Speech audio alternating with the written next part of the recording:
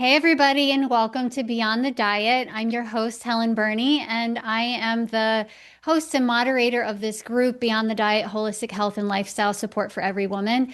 I'm here to talk to you guys today about the three strategies for weight release I know for a fact you haven't tried yet because nobody is talking about these three things, and I want to share them with you today to reinstall some hope and some confidence that you have what it takes to release weight, to feel good inside of your body, and to be able to keep it off. Regardless of whether you are using a GLP-1 as a tool or not, what's important for every woman is to feel confident that the effort that she's putting in is going to work for the long haul. And the problem that I have seen with diets for the last 20 years, and even with the GLP-1, is that nobody's talking about the root causes of what's going on to weight gain. We keep putting band-aid solutions on it. We keep saying less calories, more exercise. We keep saying more protein, less carbohydrates.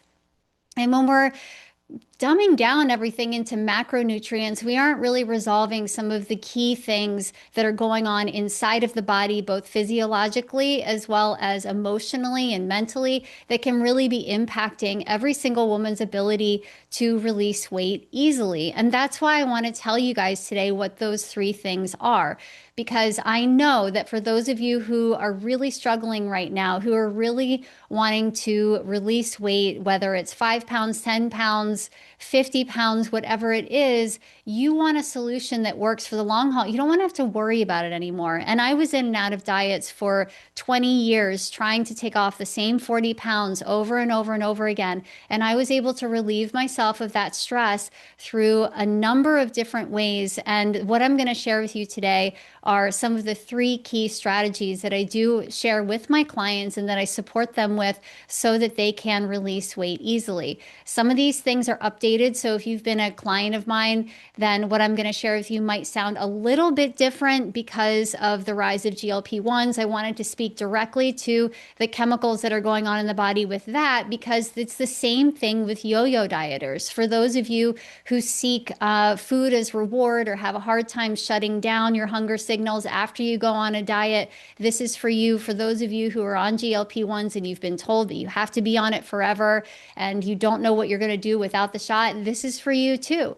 And right now I'm working with both groups of women, those who are stuck in yo-yo dieting cycles, those who are going in and out of cycles of weight gain and weight loss, or being stuck in weight gain even though you're dieting, being stuck on GLP-1s, maybe in a plateau or worried about upping the dose or experiencing side effects. All of these things are interconnected and are related to each other. And I think that we have a real problem when we ignore the fact that that GLP-1s and women who are dieting are different things. And we say GLP-1 stops the diet. It doesn't. It perpetuates the same issues that we're always struggling with. It just helps keep the weight off. However, if you want to get off of it eventually, then the things that I'm going to share with you today are going to be helpful. If you don't want to get on a GLP-1, then the things I'm going to share with you today are helpful. So whether or not you use the tool or you decide to do it, what I'm going to share with you today is going to help you release weight more easily and at least give you some food for thought in order to be able to feel good and to think about it a little bit differently. So let's be flexible today. I'm going to offer you these three strategies that I know you haven't even heard of yet. If you have, let me know in the comments. If you haven't, then I'm really happy that you're here so that you can set a new stage for yourself when it comes to health, weight loss, weight release, and to feeling your best, most confident self. So everybody's talking about food right now, what to eat, what not to eat, all the protein, none of the carbs, eating less, suppressing your appetite, giving your body what it needs, and taking away the things that your body is using to store weight. It's like all of these conversations, we've heard all of these things before. So I'm not going to talk to you guys about strength training and building muscle. I'm not going to talk to you guys about increasing protein. I'm not going to talk to you guys about macronutrients hardly at all. I'm not going to talk to you about reducing calories. And I'm not going to talk to you even about lowering cortisol. I know you've heard of a lot of these things, particularly those of you who are in perimenopause, or those of you who've been on a weight loss journey for a long time, or you simply feel stuck. I don't want to repeat the same things that everybody's been talking about because I'm sure you're sick of hearing those same things. So today I'll teach you more about your brain and your body and your identity that are working against you on this journey. I want to say that again. Your brain, your body, and your identity. In no way did I say your macronutrients, your weight, or your muscle building. Those, of course, are important components, but I know you've already heard about those. And so I want to address with you more than food. I want to address with you these three other components so that you can have something different to think about from here on out. And the first thing I want to talk to you guys about is in the brain. It's a chemical called dopamine. Dopamine is your brain's reward. It drives motivation, cravings, and that I need that now feeling. It's that drive to get something done. It's the drive for productivity. It's something that we all seek, particularly now that we have notification culture and we have everything pulling us in a million directions in order to get done. And for some of us, we get stuck in that dopamine seeking cycle. And as a result, we also get stuck in a food seeking cycle because we can't regulate our dopamine levels. What we end up doing is we keep seeking that pleasure reward. So we'll end up getting more sugary products. We end up leaning towards more caffeine. We end up leaning towards processed foods or things that are easy, right? Because when something is easy, it rewards the brain. When something is a processed food or laden with sugar, it rewards the brain. Alcohol initially rewards the brain, then creates a depressant, right? So these things that you're craving and the things that you're having actually increase dopamine in the body, but then they also increase blood sugar and then they cause you to crash out.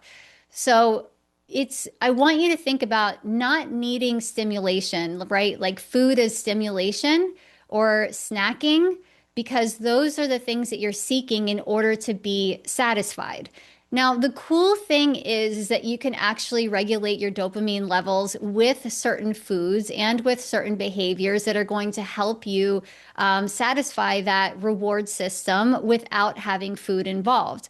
Some of the foods that are going to be really helpful with increasing your dopamine and with being able to fuel that part of yourself so that you don't feel like you're out of control with other foods are going to be cottage cheese, turkey, eggs, chicken, Greek yogurt, and almonds, all naturally increase the production of tyrosine, which is an amino acid, the precursor of dopamine. So I know we talk a lot about protein and we talk a lot about macros and healthy fats and all of that, but if you specifically want to address dopamine in the brain, then those are the foods you want to focus on. And here's a cool hack, is that out of the things that I just mentioned, you can always go into ChatGPT and you can say, give me some recipes that involve some of these foods. There's egg cups with cottage cheese that can be really helpful. Those are awesome. You can, of course, do some turkey roll-ups. You can do chicken salad made with Greek yogurt. I mean, you can put some slivered almonds in there. So you're really hitting all of those foods that are going to help increase tyrosine and in effect be able to balance out dopamine in the body. Okay, so we want you to stabilize dopamine instead of have a crash. We don't want you to seek stimulating foods in order to be able to cope or to feel satisfied, right? We want to try to choose the things that are going to help settle us down and have dopamine in a healthy way. So when we think about GLP-1 medications in relation to this, right? GLP-1 medications help reduce appetite. Okay, so you may not be eating as much. But when we think about those in relation to trying to get off of them in the future, we don't think about dopamine. We're only thinking about what happens when I come off of it and all the cravings come back and I eat more and my appetite isn't suppressed. If you start eating these things now and prioritizing them now and look to stop seeking pleasure and reward from food now, it's going to be easier for you to taper off or to exit your GLP-1 eventually. Because the problem that I see with a lot of people is that because their appetite is suppressed, what they end up doing is they eat whatever they want because they can lose weight by eating whatever they want. That causes a whole slew of other problems, not to mention side effects that you don't want to experience, but it's also continuing to perpetuate that reward system in the body instead of dealing with balancing out the brain so that you don't have those cravings later. So we have to address that now. If you're using it as a tool, addressing the dopamine issue now is going to help you be successful for the long term. Now, the other thing that I know you guys aren't talking about, and I know you're not doing, is addressing mindset and identity. Mindset coaching is a huge part of the work that I do with my clients so that they can show up as the version of themselves that is going to consistently take action. Consistency can't come when you come up from a place of self-doubt. If your internal dialogue sounds like something like eating is my reward after a long, hard day, I deserve it. Or you might say to yourself, I always gain it back. You might say to yourself, this is just how my body is now. Maybe if you're aging or going through perimenopause. If you believe that the only way you have control or the only way that you can be rewarded is for food, then that's going to be true. Right? If you're like, well, this is just what I do after a long day and I deserve it, then that's going to be true for you. You're going to feel like that that's what you deserve. But what you actually deserve is health and well-being and to be well nourished. If you believe that you're always going to gain weight back no matter what, and no matter how hard you try, that will also always be true. Your brain is going to seek to find the thing that you are telling yourself is true. And then if you believe you're doomed because of aging, perimenopause, then that will also be true. Now, I have gone through these beliefs and I know that we can reframe them, and I help my clients reframe them so that their identity, who they're showing up as, is consistent with the action that they're taking. Because if I'm showing up and I'm saying that that I'm doomed because of perimenopause, if I'm showing up and saying that, then I'm going to look for evidence that that's true. I'm like, oh, well, I have no self-control. Oh, well, I'm gaining weight in my midsection. Of course, it's perimenopause, right? And all of that negative self-talk is going to keep me from taking action because I'm blaming my external circumstances. Now, your hormones absolutely have a huge part in what's happening to your body, and we can't blame ourselves for that. However, if you want to take control over the situation and you want to be in the power seat, then give yourself the opportunity to be in the power seat and to take action alongside of the discomfort of things like perimenopause, or aging that feel like they're getting in your way. You can still be in a power seat and choose HRT, for example. You can still be in a power suit and choose GLP-1, but don't tell yourself that you have to choose that because you are not capable or your body is not capable of reacting or behaving the right way, right? You want to give yourself the opportunity to be the agent of change. You are the one who's choosing for yourself. It's not choosing for you. You are the one who's choosing. I have to believe that it's possible for me to lose weight and keep it off and not be nervous that it's going to come back. Because if I believe that it's going to come back, I'm going to go into F it mode. If it's going to come back anyway, why am I even going to try? As a coach who really believes in positive behavior change, you can't go into F it. I am not going to do anything because it never works for me anyway. So I'm going to sit back and I'm going to go figure out something that's easier for me to do than for me to take action. That's not a solution to long-term change, right? We can't throw money at a problem and just expect it to go away. You have to get underneath of it and really try to help yourself understand what's motivating you and what's demotivating you from actually doing something different in your life.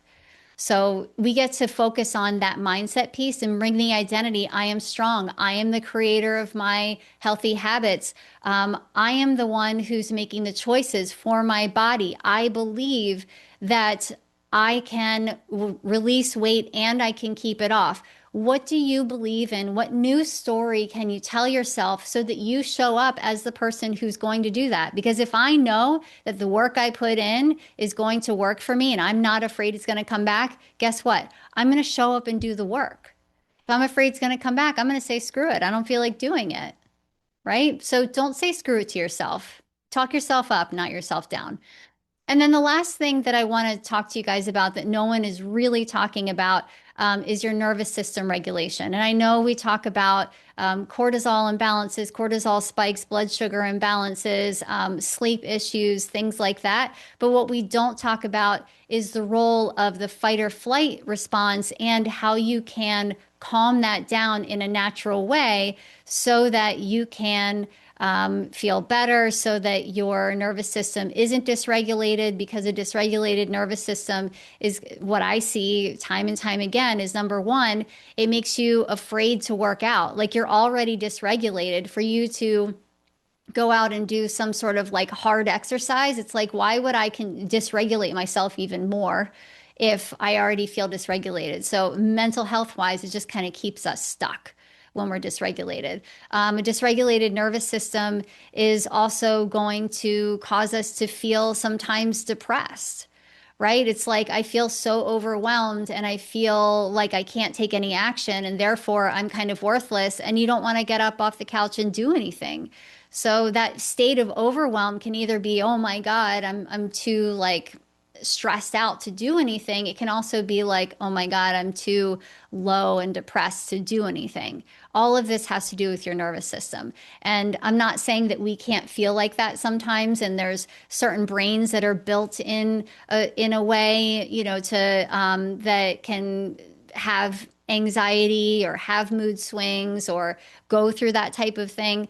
But a strategy that nobody is talking about to be able to deal with this is something called alternate side nostril breathing. And I know for a fact that this works because when I do this in the morning, my nervous system is balanced throughout the day. I don't feel as wacky. It actually also helps control dopamine. And so this actually will help reduce cravings. And if you just spend a few minutes every day doing alternate side nostril breathing, you will also feel better and it'll help you release weight. I know it sounds crazy. It's like, how can breathing do that?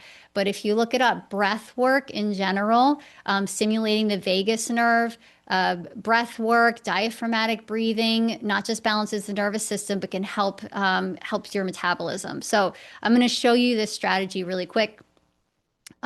You are going to take your first finger and your middle finger, and you're going to place it at the top of your nose. You're going to put your ring finger and your thumb on either one of your nostrils. And I'm not closing my nostrils here. I'm just gently relaxing my fingertips on my nostrils. And I'm going to close my thumb side nostril and breathe in through my ring finger side. And I'm going to hold. I'm going to plug the ring finger side, open the thumb, and breathe out. I'm going to breathe in through the thumb side, hold, breathe out through the ring side, in, out.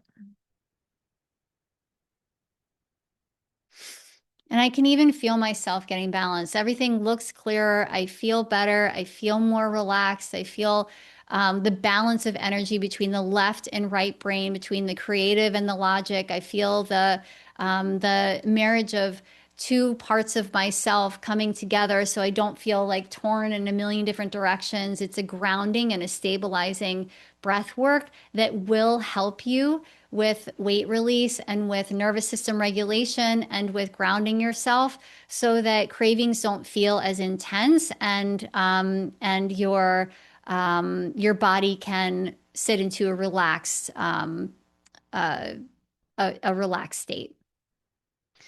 All right. So what I want you guys to continue to think about, right, is that there are more than just eating strategies to weight release. And when nobody talks about these things, we all end up feeling like failures.